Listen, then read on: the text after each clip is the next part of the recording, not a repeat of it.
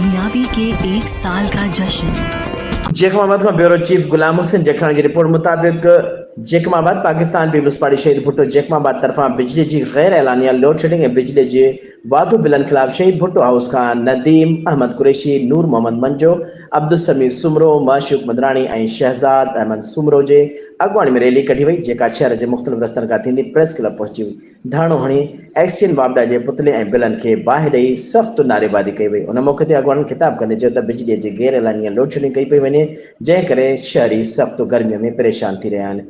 मथां वरी ॻरा बिल बिजलीअ जा बिल सार्फिन खे मोकिले उन्हनि खे जी परेशानी में इज़ाफ़ो कयो पियो वञे। वापडा एक्सियन मुख़्तियार अहमद अंसारी अवाम जो चीन जंजाल करे छॾियो आहे।